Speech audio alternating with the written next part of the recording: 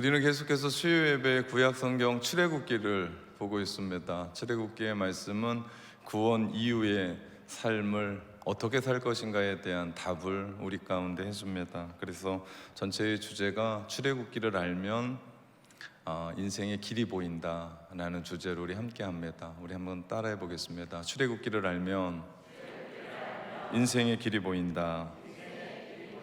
다시 한번 합시다. 출애굽기를 알면 인생의 길이 보인다. 아멘. 제가 담임 목회를 시작하고 나서 처음 사역지를 옮긴 곳이 우리 교회입니다.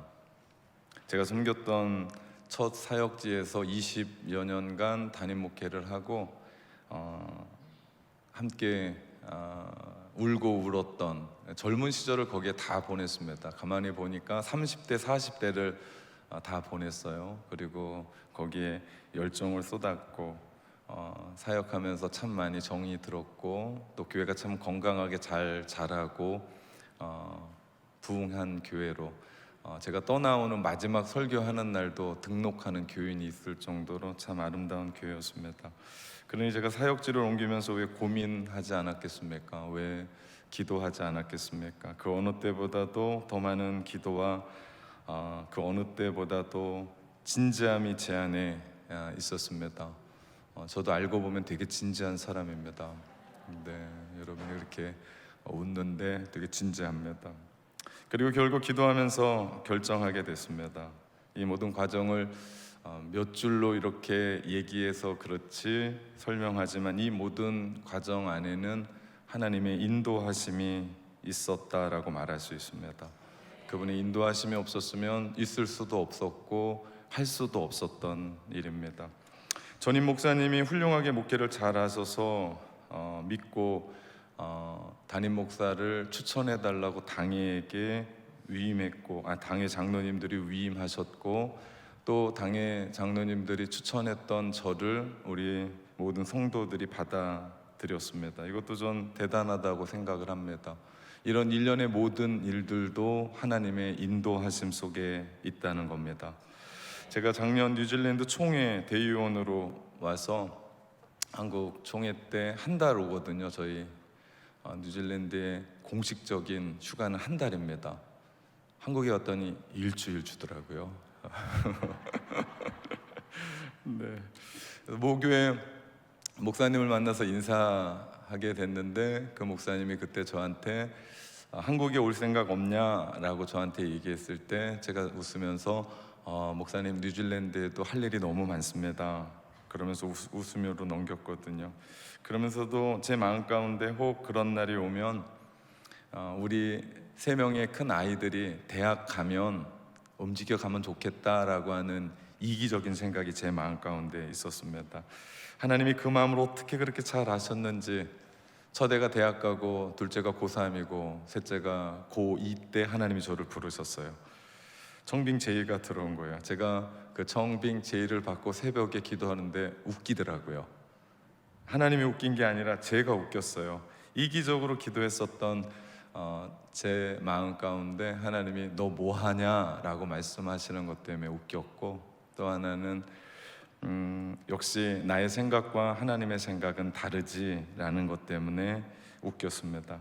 청빙을 수락하고 나서 한 달은 교회를 정리하고 또 한 달은 집과 아이들을 정리할 생각이었어요. 그래서 3월을 은혜 가운데 교회를 정리했어요. 물론 설교는 제가 떠나는 그 전주까지 전날까지 설교를 하고 와야만 했습니다. 4월 셋째 주까지 설교를 하고 왔는데 4월에 집을 정리하고 아이들 거치를 정리하는데 제가 생각할 때 대학 다니는 아이뿐만 아니라 고3 아이, 고2까지 남겨놓고 오리라고 생각을 했는데 안 되는 거예요. 자꾸 어떤 일들이 겹치는 겁니다. 그래서 어떻게 할 수 없이 고3과 고2를 데리고 와야 될 상황이 됐습니다. 근데 마침 그때 기가 막힌 일이 있었어요. 우린 전혀 몰랐던 뉴질랜드가 정부가 고등학교 과정을 단 2년 기간을 주고 해외에 나가서 인터넷으로 온라인으로 공부하는 것을 인정을 해주는 거예요. 3년도 아니고 2년이에요. 2년. 그것도 오래전부터 그 일들이 있었습니다. 저희가 그것을 보면서 이 역시도 하나님의 인도하심이었다고 생각합니다. 그러고 보면 하나님의 인도하심은 우리의 인생의 모든 거예요. 막내가 한동안 저희가 부임하고 나서 이곳저곳을 급하게 신방할 때가 있었습니다. 아직 집과 학교의 동선을 몰랐던 그 아이는 엄마가 데리러 갔어야 됐거든요. 우리가 조금 늦으면 학교 반의 선생님과 함께 우리를 기다릴 때가 몇 번 있었습니다. 많지도 않았어요. 몇 번 있었어요. 근데 그 아이가 하루는 저희한테 오더니 진지하게 얘기하는 거예요. 계속 이럴 거면 자기도 학교에서 하는 돌봄 신청해 달라고. 네, 부모가 돌봐주지 못하니까 학교가 돌봐주는 서비스 신청해 달라고 얘기를 하는 겁니다. 제가 그 얘기를 듣고 얼마나 웃겼는지 모릅니다. 그 아이도 한국에 돌아와서 초등학교에 잘 적응해 가고 있습니다. 이것도 하나님의 인도하심에 있다고 저는 믿습니다. 하나님의 인도하심은 신비입니다. 놀랍습니다. 그리고 감동입니다. 당장은 다 이해하지 못하는데, 나랑 생각이 다른데, 그것 때문에 아프고 속이 끓고 그것 때문에 힘들고, 그런데 결국은 주님이 열어놓으신 길이고 결국 그것이 복된 길이고 그것이 승리의 길이더라. 요즘 여러분은 하나님의 인도하심을 믿고 살아가고 있습니까? 여러분의 삶 속에 하나님의 진지한 인도하심은 뭡니까? 그리고 나는 오늘 또 그 하나님의 인도하심 속에 있습니까? 진지하게 좀 질문하고 물었으면 좋겠습니다. 하나님의 인도하심을 따라 살려면요, 우리에게 세 가지가 필요합니다. 첫째는요, 순종이 필요해요. 하나님의 인도하심을 받으려면 순종이 필요합니다. 왜냐하면 하나님의 때와 우리의 때가 달라요. 그렇기 때문에 우리는 무엇보다도 순종해야 돼요. 나는 A라는 때를 붙잡고 살아요. 이때면 좋겠어요. 그런데 하나님은 B도 아니고 C라는 때를 우리 가운데 말씀하십니다. 이렇게 되면 대략 난감합니다. 나는 A인데 이거 아니면 안 될 것 같은데, 하나님은 C라는 시간을 우리 가운데 주시며 그 말씀을 하세요. 그런데 시간이 지나고 나면 A였으면 큰일 날 뻔했고 하나님의 시간 C라는 시간이 맞았어요. 그렇기 때문에 우리가 하나님의 이끄심, 하나님의 인도하심을 따라 살아가려면 무엇보다도 순종이 필요합니다. 내가 이해하든 이해하지 못하든, 내가 생각하기에 합리적이든 합리적이지 않든, 내가 생각하기에 이성적이든 이성적이지 않든, 하나님이 우리 가운데 말씀하실 때 그분의 인도하심을 따라 살아갈 수 있는 길은 순종입니다. 또한 하나님의 인도하심을 따라 살아가는 데 필요한 것이 둘째로 포기입니다. 특별히 자기 포기입니다. 왜냐하면 내가 생각하는 방법과 하나님이 이끄시는 방법이 너무나 달라요. 나는 A라는 방법이 좋은데, 이것이 내 마음에 쏙 드는데, 하나님은 B라는 방법을 가지고 우리 가운데 이끌어 가세요. 그때 우리는 선택을 하게 돼요. 내가 선택을 해서 A라는 길로 갈 것인지 B라는 길로 갈 것인지, 이건 우리의 선택이에요. 그리고 이 선택은 영원합니다. 그리고 우리는 그 선택의 결과를 먹고 살아요. 분명 우리의 방법은 A인데 이 일대로 하면은 하나님의 이끄심을 볼 수가 없어요. 그렇기 때문에 나의 것들을 포기하고, 왜? 하나님은 나보다 나를 더 잘 아시기에, 하나님은 전능하시기에, 내가 지혜롭다라고 얘기하는데 나의 지혜보다 하나님은 더 지혜롭기 때문에, 비교할 수 없기 때문에 하나님이 B라는 길을, B라는 방법을 우리 가운데 말씀해 주실 때 나는 기꺼이 A라는 나의 생각을 포기하는 겁니다. 포기할 줄 알 때 우리는 하나님이 주신 B라는 기회를 붙잡게 되죠. 지금까지 살아오면서 우리는 포기할 줄 몰랐기 때문에 B의 하나님의 이끄심, 인도하심을 볼 수가 없었던 일이 얼마나 많은지 모릅니다. 그리고 그것이 기회라는 것조차 인식하지 못해 날려버렸고, B라는 것이 왔는데 벌써 A라는 것을 취했기 때문에 하나님의 방법을 너무나 좋다는 것을 알면서도 그것을 내려놔야만 할 때를 우리는 봅니다.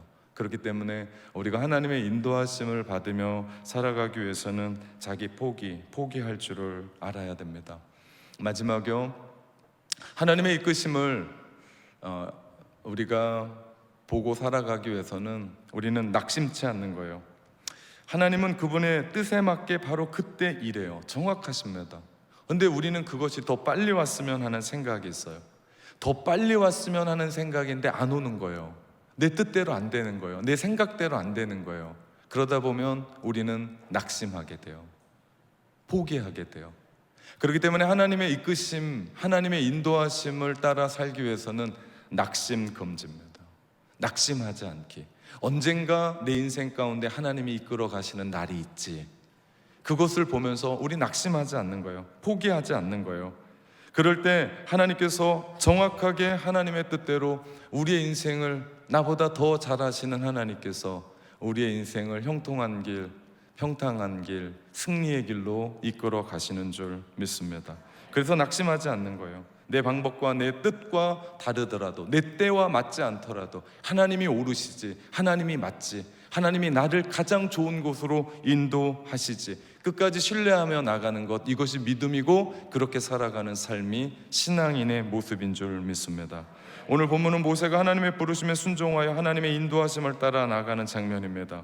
지금까지 반복적으로 하나님의 부르심에 5번이나 거절했었던 모세였습니다.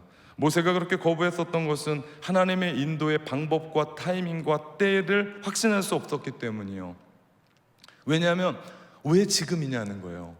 자기가 40년 전 애굽의 왕자로서 힘이나 좀 있고 뭔가 할 수 있었을 때, 그래도 젊었을 때 하나님의 일을 하겠다고 했을 때는 거들떠 보지도 않더니 지금 80이 다 됐던 노인이었고 아무것도 할 수 없고 힘이 다 빠졌고 양이나 치고 있는 살인자요, 도망자요, 실패자로 남겨져 있었던 자기를 하나님이 부르시는 거예요. 하나님이 왜 나를 부르시지? 하나님이 왜 이 타이밍에 나를 부르시지? 그것을 이해할 수 없었기 때문에 모세는 확신하지 못했고, 확신하지 못했기 때문에 모세는 아닙니다 하나님, 다른 사람을 보내십시오, 사람 잘못 보셨습니다, 자꾸 긋고 말렸던 겁니다. 그러나 하나님이 계속해서 말씀하셨던 그 이야기를 듣고 하나님을 만났던 지난 시간의 이야기에 모세는 장인 이드로에게 가서 내가 내 고향으로 돌아가서 사람들이 살아있는지를 보겠다라고, 이드로한테는 하나님을 만났던 떨기나무 앞에서, 불붙는 떨기나무 앞에서 하나님의 음성을 들었고 하나님을 경험했었던 얘기는 하지 않습니다. 단 애굽으로 가겠다라고 얘기합니다. 오랜만에 가보겠다고. 그럴 때 장인 이드로는 평안히 가라고 허락을 합니다. 그리고 모세가 20절 말씀해 보니까 모세가 그의 아내와 아들들을 나귀에 태우고 애굽으로 돌아가는데 모세가 하나님의 지팡이를 손에 잡았더라 말씀합니다. 하나님은 모세를 애굽에 돌려보내면서 그의 손에 뭔가를 붙잡게 하셨어요. 그것이 지팡이였습니다. 정확히 하나님의 지팡이라고 얘기합니다. 어떤 지팡이였을까요? 영험한 지팡이였을까요? 100년 묵은 어떤 나무로, 아니면 엄청난 지팡이였을까요?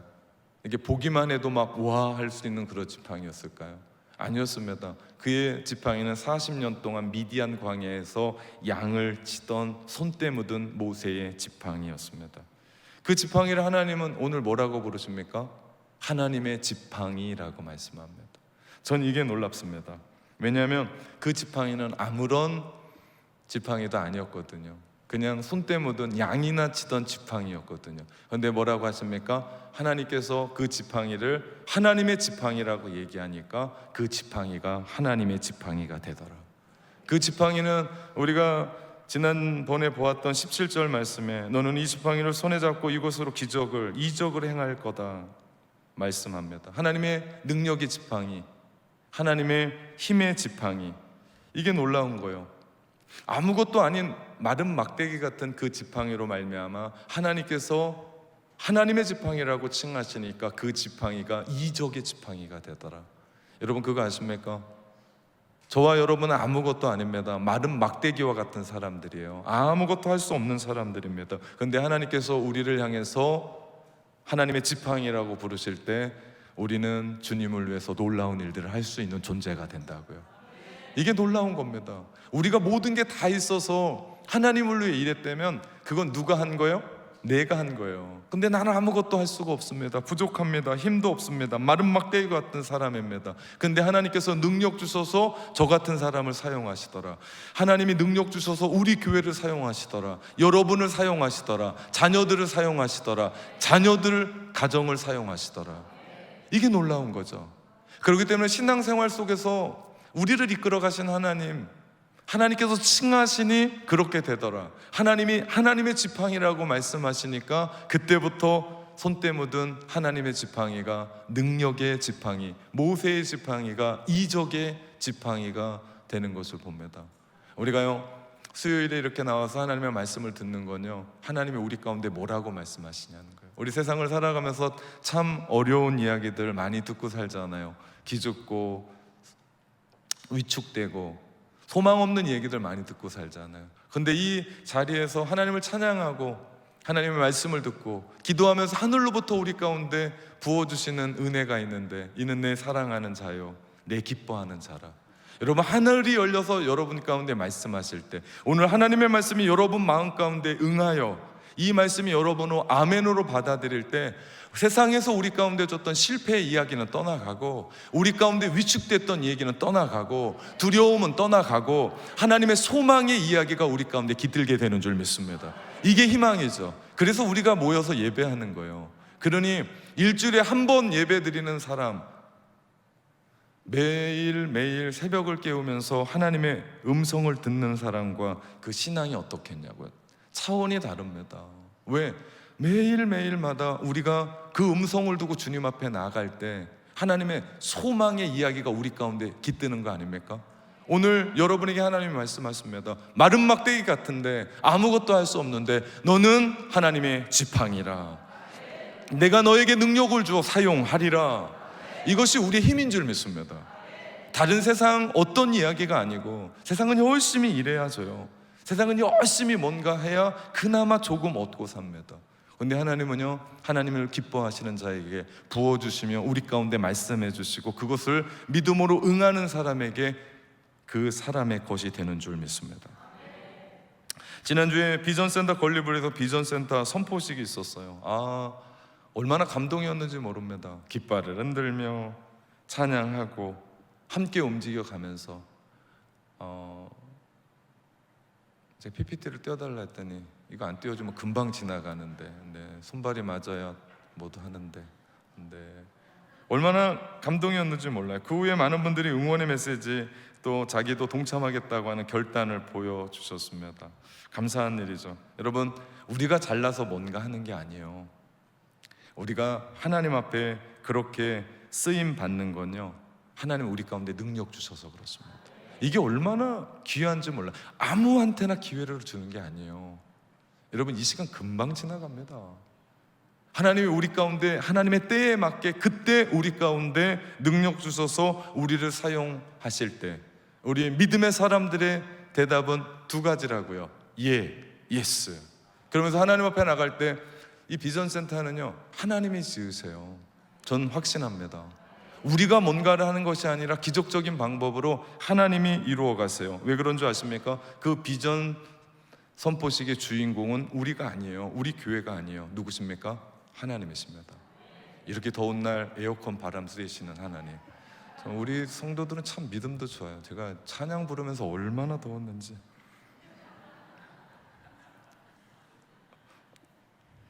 하나님은 하나님의 지팡이를 모세에게 쥐어주시며 또 말씀하세요. 21절 상반절에 여호와께서 모세에게 이르시되 내가 애굽으로 돌아가거든 내가 내 손에 준 이적을 바로 앞에 다 행하라. 이 말의 뜻은요, 이런 얘기예요. 모세야, 내가 평범하고 보잘것없고 실패자고 살인자고 도망자였을지라도 내가 너와 함께하면 너는 나의 도구란다. 너는 하나님의 사람이란다. 너는 나의 능력이란다. 다 행하라고 말씀하세요. 모세가 그 힘을 가지고 가는 거예요. 중요한 것은 하나님의 손에 붙들려 있어야 돼요. 하나님의 음성을 우리 가운데 들어야 돼요. 하나님의 지팡이를 우리가 손에 들어야 돼요. 우리가 뭔가를 하려면요, 하나님의 인도하심에 붙들려 있어야 돼요. 내가는 할 수가 없습니다. 시작은 해요. 근데 끝까지 못 갑니다. 저는 여러분을 축복합니다. 하나님의 손에 붙들려서 하나님의 놀라운 일들을 행하시는 여러분의 인생 되시기를 주님의 이름으로 축원합니다. 그럴 때요, 하나님이 우리와 동행하셔서 나의 능력이 아니에요. 하나님의 능력을 우리를 통해서 드러내 주시죠. 이것이 그리스도인의 삶이에요. 그렇기 때문에 우리가 열매 맺으려고 막 힘쓸 필요가 없어요. 요한복음 15장에 보면 나는 포도나무여 너희는 가지니 내 안에 있을 때 너희가 많은 열매를 맺는데요. 가지는요, 붙어 있기만 하면 돼요. 다시 말하면 주님 앞에 붙들려 있으면, 붙어 있으면 우리가 용쓰고 힘써서 열매 맺는 게 아니라 자연스럽게 그분으로 말미암아 공급되는 영양분으로 말미암아 풍성한 열매를 맺게 된다라고 하는 포도나무의 비유처럼 우리가 주님 안에 거할 때, 주님의 인도하심을 확신하며 주님과 함께 이 길을 걸어갈 때 여러분의 인생은 평탄케 될 줄 믿습니다. 여러분의 자녀들은 주님 안에서 승리하게 될 줄 믿습니다. 여러분의 가정은 승리하게 된다고요. 이거 얼마나 놀라운 신앙의 원리예요. 만약에 이걸 모르잖아요? 그러면 너무 힘써요. 그러다가 안 되면 어떻게 해요? 화내요. 짜증내요. 왜? 힘써도 안 되니까. 여러분, 힘써도 안 된다니까요. 우리가 해야 될 일은 뭐라고요? 주님과 동행하는 거예요. 주님 곁에 붙어 있는 거예요. 그래서 여러분이 붙어 있는 게 뭘까? 그것이 기도면 기도, 찬양이면 찬양, 새벽의 영성이면 새벽의 영성. 여러분이 그렇게 여러분의 경건 생활을 움직여 가면서 여러분 안에 붙어 있는 거예요. 여러분, 저랑 우리 교회에 우리 교육부 그리고 찬양 리더들 그리고 목회실, 제가 제자 양육을 시작했습니다. 제자 훈련이 1년이에요. 1년 32주. 그냥 1시간 뭐 공부하는 게 아니고요, 2시간 반 같이 저랑 공부하면서 그것만 하느냐? 아니에요. 매일마다 큐티 내고요, 독서 과제 내고요, 그리고 과제가 있고요. 그러면서 6주 하다가 방학을 줬어요. 너무 행복한 것 같아요. 여기에 나와 있는 분들이 막 해맑게 저를 보고 웃었어요. 지난주까지는 되게 어려웠거든요. 얼굴이 저 인간의 얼굴을 봐야 되나 하는 보sob으로 저를 봤는데 방학 주니까 너무 행복한 거예요. 여러분, 왜 우리가 이것을 1년 동안 따라갑니까? 내가 주님 앞에 붙들려서 주님이 행하시는 일을 보고자 하는 겁니다. 이제 모세가 하나님의 지팡이를 들고 출정합니다. 그 지팡이는 우리가 지난번에 봤던 것처럼 뱀을 만들어냈고 피를 만들어냈고 나병을 낫게 하고 치유하고 했었던 부분들이었습니다. 하나님의 놀라운 일들을 하겠다고 기대를 가지고 떠나요. 그런데 그 기대를 갖고 떠나는데 가자마자 하나님은 찬물을 부으세요. 찬물을 던지세요. 21절 하반절에 보니까 그러나 내가 그의 마음을 완악하게 한즉 그가 백성을 보내주지 아니하리라. 이게 무슨 얘기예요? 모세야, 내가 바로의 마음을 완악하게 할 거야. 그래서 모세야, 바로가 이스라엘 백성들을 바로 안 보낸다라는 얘기예요. 아니, 지금 모세가 누구랑 얘기한 겁니까? 지금 금방까지 모세가 막 힘을 얻고 했었던 건 누구랑 얘기한 거예요? 너무 하지 않습니까? 황당하지 않아요? 하나님이 보내주시겠다고 하고 하나님이 역사하시겠다고 얘기하고 그 증표로 모세에게 보여준 게 하나님의 지팡이잖아요. 그렇게 되면 일사천리로 일이 풀어져야 되고 문이 열려야 되고 막혔던 것이 뚫어져야 되는데 안 된다는 거예요. 아니, 도대체 어떻게 이런 일이 있을 수 있습니까? 저 같으면 하나님 왜 그렇습니까? 왜 왔다 갔다 하십니까? 하나만 좀 하십시오 라고 이야기할 텐데, 오늘 본문을 가만히 읽어보면 21절부터 31절까지 모세가 무슨 얘기를 했다는 게 없어요. 여러분, 지금까지 4장까지 달려오면서 우리는 모세가 하나님의 부르심을 받고 얼마나 많은 말을 했는지 몰라요. 하나님, 저는 말을 못합니다. 우둔합니다. 다른 사람을 보내십시오. 하나님, 사람 잘못 봤습니다. 저는 그렇게 할 사람이 아닙니다 라고 말 많이 했었던 모세가 하나님이 입장을 바꾸셨거든요. 아니, 그런 것 같거든요. 그럴 때 모세는 침묵합니다. 아무 얘기하지 않습니다. 이건 불순종이 아니에요. 주님이 이렇게 말씀하시는 것처럼 들려요. 모세야, 내가 너와 함께 하긴 하는데, 내가 너를 들어 쓰긴 하는데, 네가 들고 가는 것은 하나님의 전능한 지팡이, 하나님의 지팡이이긴 한데 그 결과는 너는 실패할 거야. 바로가 완악하고 이스라엘을 보내지 않을 거야. 가시적인 눈으로 볼 때 내가 할 수 있는 것은 아무것도 없을 거야. 그런데 모세야, 그래도 너는 나를 신뢰하니 묻고 계신 거야. 이게 얼마나 중요한지 모릅니다. 모세는 침묵으로 아무 얘기하지 않지만 오늘 본문을 가만히 흐름을 따라가다 보면 예 주님, 예 주님, 예 주님, 저는 주님을 신뢰합니다. 모세가 그렇게 바뀌어가요. 주님을 믿고 주님을 신뢰하고 따라갑니다. 예전에는 그러지 않았습니다. 그런데 그 모세가 하나님 앞에 순종하며 하나님 앞에 나아가는 것을 봅니다. 오늘 이 말씀을 통해 주님은 우리에게 묻고 계신 게 있어요. 가시적인 결과, 내가 그렇게 기도했거든요. 근데 병이 안 낫는 거예요. 내가 그렇게 기도했거든요. 눈에 넣어도 아프지 않은 그 한 사람 구원해 달라고 몇십 년 동안 기도해 왔거든요. 하나님, 내 인생 가운데 어려운 그 막힌 담 뚫어 달라고. 하나님, 내가 하나님 앞에 그렇게 순종하고 그렇게 헌신하고 그렇게 주님을 위해 밤낮 안 가리고 달려가면 그거 좀 들어주실 수 있는 것 아닙니까? 라고 우리는 얘기할지도 모릅니다. 그런데 주님이 우리 가운데 말씀하시는 거예요. 눈에 보이는 결과가 내가 생각하는 것이 아니고 눈에 보이는 그 결과가 나타내 보이지 않고 현실은 아직도 막막하고 사람들이 이야기할 때 그런데도 왜 교회 다녀? 라고 이야기하고 사람들의 눈에는 성공과 실패가 뚜렷하게 보이고 그것이 실패를 할지라도 너는 나를 끝까지 따라올 수 있겠니? 어려워도 눈물이 나고 그래도 나를 신뢰하고 믿고 따라올 수 있겠니? 오늘 주님이 우리 가운데 부르시는 거예요. 그럼에도 불구하고 너는 나를 구주요 주님이요 믿고 따라올 수 있겠니? 예 주님, 주님을 따릅니다. 그 고백을 할 수 있는 것이 여러분의 믿음입니까?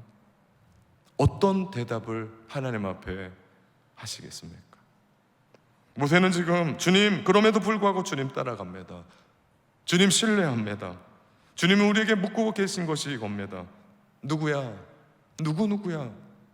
삶이 내 인생을 속일지라도 그래도 너 나를 따라와야 돼. 끝까지 나만 바라봐야 돼. 하나님의 인도하심, 그 인생에 네 인생을 걸어야 돼 라고 말씀하시는 겁니다. 오늘 모세의 관점은 성공이냐 실패냐였어요. 지금까지. 그렇기 때문에 모세는 곧바로 대답을 못했던 거예요. 왜? 자기를 볼 때 40년 동안 미디안 광야에서 실패자로 살았고 살인자로 살았고 도망자로 살았던 그의 삶, 양이나 치고 있었던 그 삶에는 지금 하나님의 엄청난 중체대한 사명에 성공할 수가 없다라고 생각했기 때문에 모세는 계속해서 거부했었던 겁니다. 그러나 하나님의 관점은 거기에 있지 않았습니다. 장자 이스라엘을 선택하신 목적, 하나님을 예배하고 본연의 목적을 이루는데 관심이 있었습니다. 그리고 그것을 모세를 통해서 이루어 가고 싶었습니다. 근데 모세의 관점은 할 수 있겠냐 없겠냐를 물었습니다. 하나님은 할 수 있겠냐 없겠냐는 나한테 있다. 능력은 나한테 있다. 너는 할 거냐 말 거냐를 얘기하라 라고 말씀하시는 겁니다. 그렇습니다. 이 말씀을 우리의 삶에 대입해 보면 우리의 삶이 성공과 실패는 뭐 그렇게 하나님 앞에 중요하지 않아요. 세상의 사람들은 우리의 성공과 실패를 그렇게 이야기하고 따져요. 그러면서 성공하면 마치 하나님께 큰 복을 받은 양처럼, 마치 실패하면 하나님 앞에 버림받은 것처럼 얘기하는데, 하나님 나라는, 하나님 앞에서는 실패와 성공은 아무런 중요한 것이 아니라, 그럼에도 불구하고 하나님을 끝까지 따라갔냐, 그럼에도 불구하고 하나님의 이끄심 속에 내 인생이 있냐, 그럼에도 불구하고 하나님은 신실하십니다. 그럼에도 불구하고 하나님을 내가 믿습니다. 그렇게 나가는 그 한 사람을 하나님이 찾고 계시다고요. 많은 사람들이 성공이냐 실패냐고 이야기할 때 우리 하나님은 그거에 관심이 없으십니다.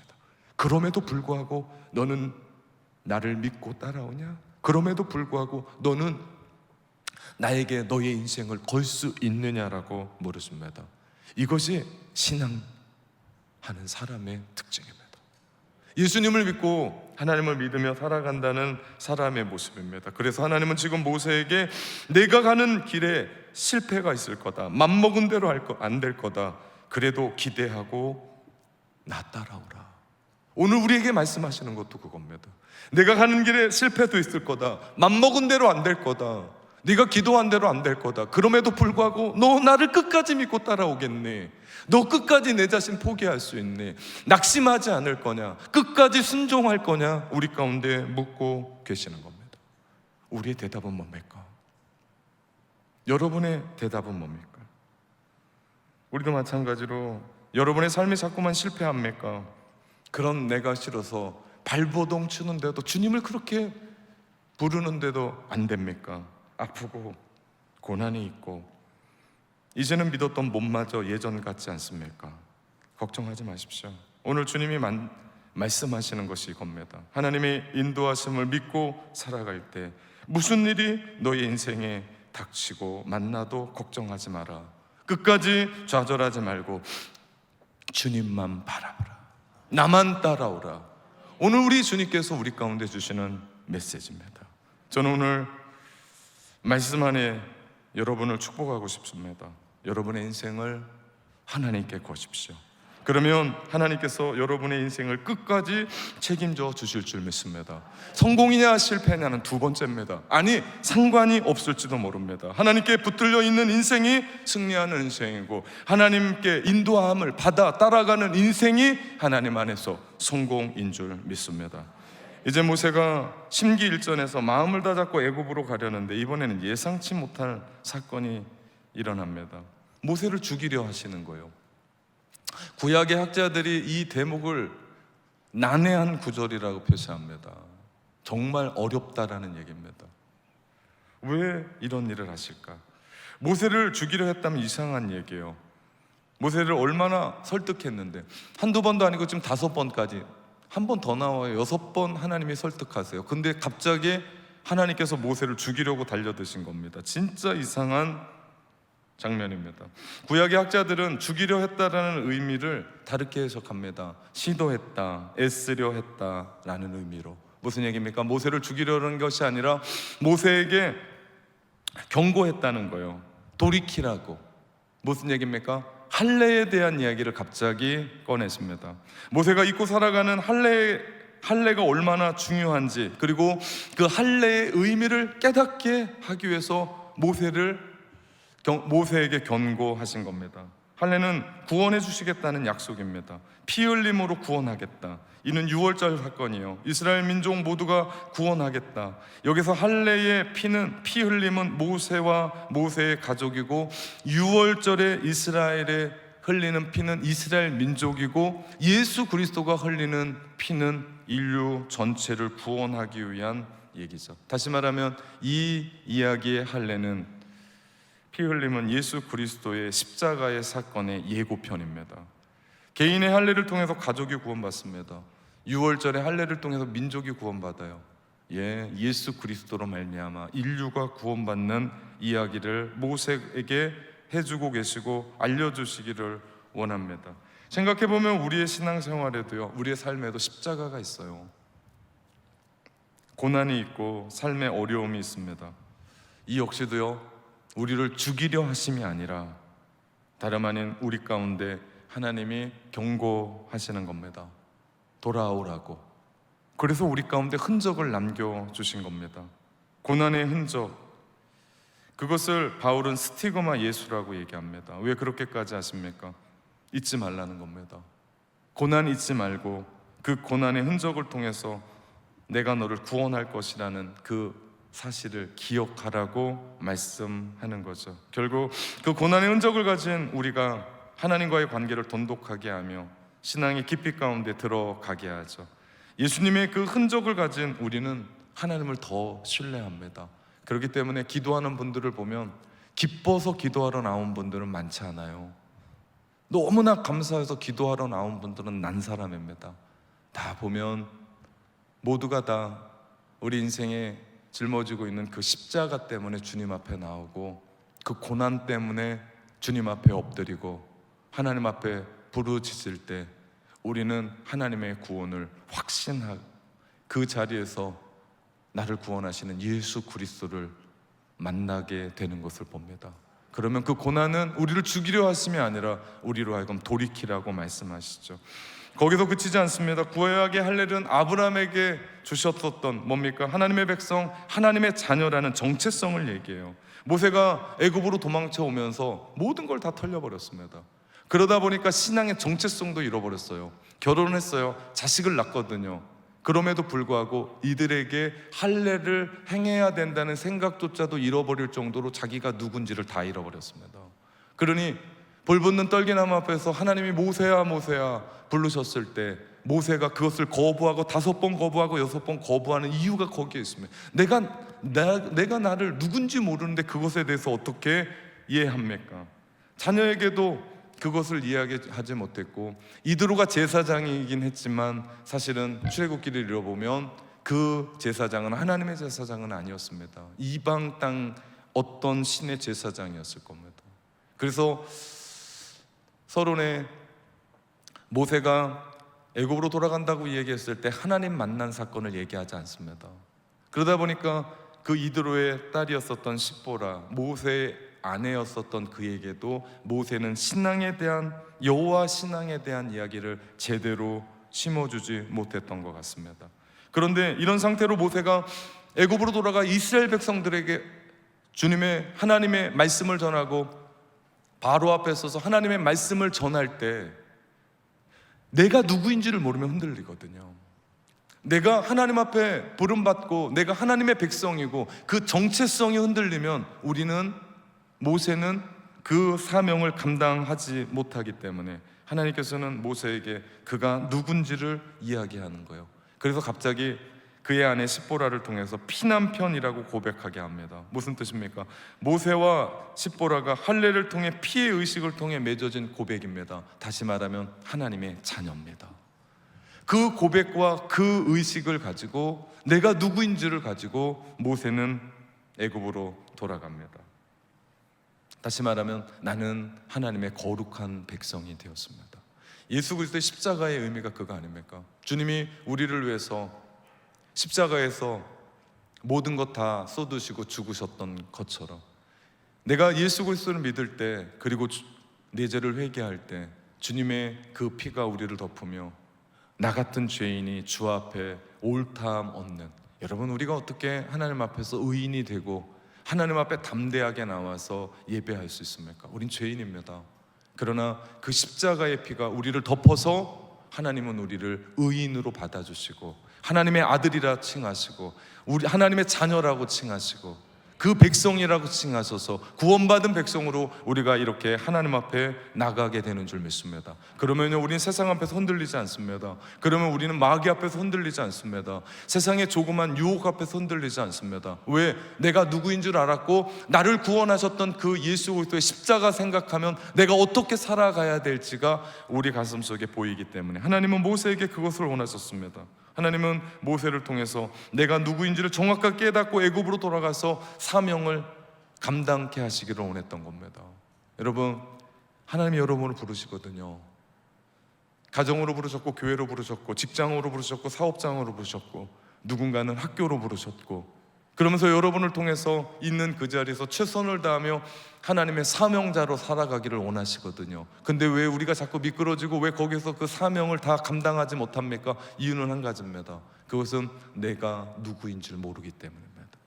내가 십자가에서 나를 위해 죽으신 예수 그리스도의 은혜로 구원받은 사람이고, 그래서 나는 의인이 되었고 나는 하나님의 자녀입니다. 이런 정체성, 내가 누구인지를 갖게 되면 나는 어디에 서 있든지 불의에 굴복하지 않습니다. 하나님의 백성으로 서서 하나님의 사명을 감당하게 되는 줄 믿습니다. 그렇게 될 때요, 오늘 우리가 불렀던 찬송가 가사 말대로 주의 인도하심 따라, 주의 인도하심 따라 어디든지 주와 함께 주와 같이 가게 될 줄 믿습니다. 제가 목소리가 조금만 좋았으면 부를 텐데요, 부르면 은혜가 안 될 것 같아서 못 부르겠어요. 근데 주의 인도하심 따라, 주의 인도하심 따라. 여러분, 이것이 얼마나 소중한 신앙의 고백인지 모릅니다. 여러분은 누구십니까? 하나님 안에서 여러분은 누구십니까? 이름 석자가 아닙니다. 여러분이 하고 있는 그 일도 아닙니다. 내가 생각하는 나도 아닙니다. 여러분은 하나님 안에 누구십니까? 여러분, 이 대답이 확실해야 됩니다. 그래야 우리는 흔들리지 않습니다. 그 정체성의 확실함이 세상에 나가서 내가 누구인지를 말해줍니다. 왜 자꾸 넘어집니까? 왜 자꾸 유혹에 흔들립니까? 왜 자꾸 죄 짓고 살죠? 내가 누구인지에 대한 하나님 앞에서 정체성이 확고하지 않아서 그렇습니다. 믿음이 부족해서 그렇습니다. 내가 하나님을 알지 못해서 그래요. 알지 못하니까 그렇게 살죠. 그 하나님을 그렇게 알면 그렇게는 못 삽니다. 내가 주님만 바라보죠. 이것이 신앙생활의 모습인 줄 믿습니다. 그래야 우리가 끝까지 그 길 갈 수 있어요. 하나님의 인도하심을 믿고 순종하며 살아갈 수 있습니다. 그리고 나의 것들을 포기하고 주님의 것들을 붙잡게 되고, 그러다 보니까 나의 시간, 나의 뜻, 나의 방법대로 안 돼도 우리는 낙심하지 않고 주님 바라볼 수 있게 되는 줄 믿습니다. 더 나아가 우리 교회가 도전하고 있는 하나님의 꿈을 이루게 될 수 있는지도 됩니다. 우리 아무나 비전센터 도전하지 못해요. 이 믿음 있을 때 하나님이 행하십니다. 하나님이 이루십니다. 하나님의 그 꿈의 진심이어야 이 일들을 합니다. 그가 주님 안에서 내가 누구인지를 아는 사람입니다. 그러할 때 하나님의 꿈은 여러분을 통해 우리 공동체에 이루어질 줄 믿습니다. 결국 모세는 그 정체성을 가지고 애굽으로 돌아가요. 하나님의 백성 이스라엘에게 담대하게 하나님이 말씀하셨다, 너희를 이끌어 갈 거다. 바로 앞에 서서, 세계 최강의 그 왕 앞에 서서, 우리로 말하면 그 대통령 앞에 서서 외칩니다. 하나님이 이 백성을 내보내라고 한다. 기죽지 않습니다. 떨지 않습니다. 하나님의 말씀을 당당하게 전합니다. 결국 하나님의 사명을 감당하죠. 우리가 하나님의 인도하심을 믿고 나갑시다. 우리가 주의 보혈로 인하여 죄 씻음을 받고 구속 곧 죄 사함을 받은 하나님의 자녀들로, 하나님의 백성들로 당당합시다.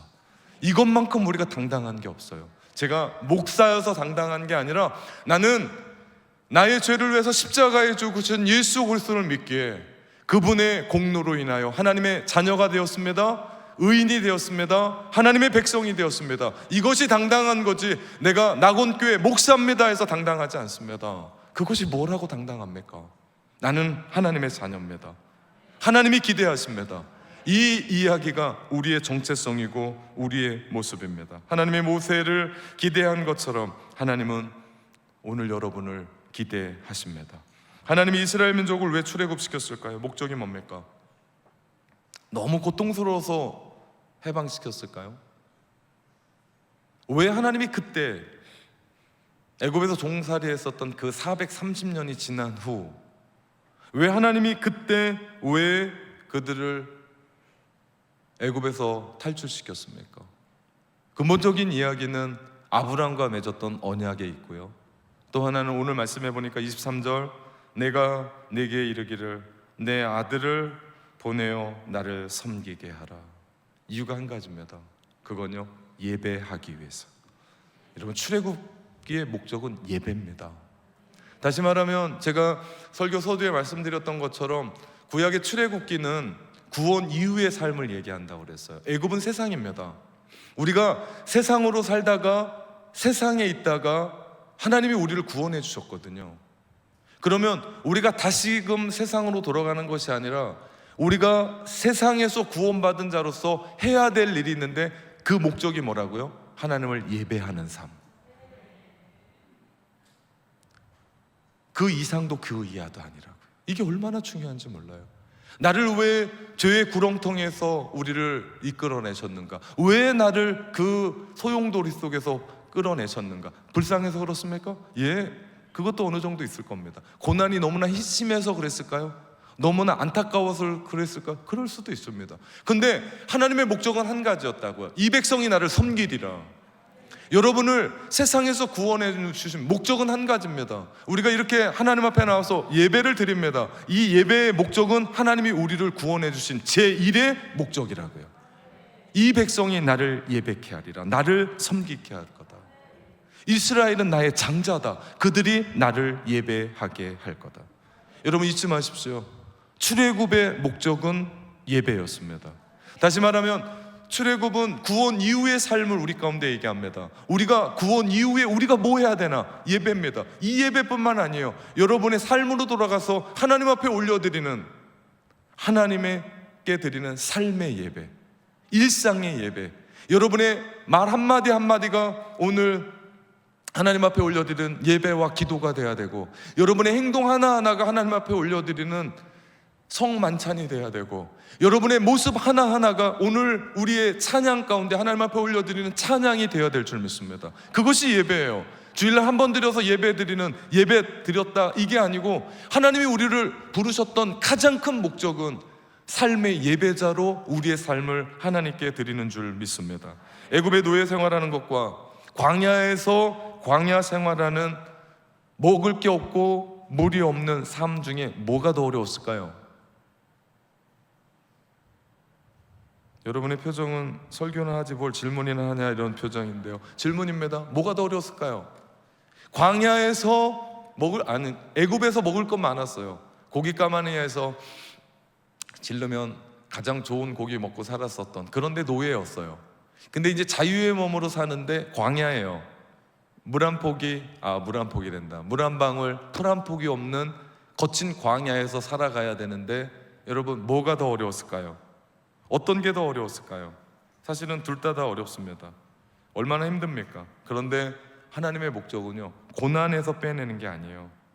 하나님을 예배하는 자리로 우리로 인도하신다는 겁니다. 세상으로부터, 우리의 우상으로부터 벗어날 때 세상의 가치로 물들어 있었던 우리를 이끌어내시죠. 그것이 예배입니다.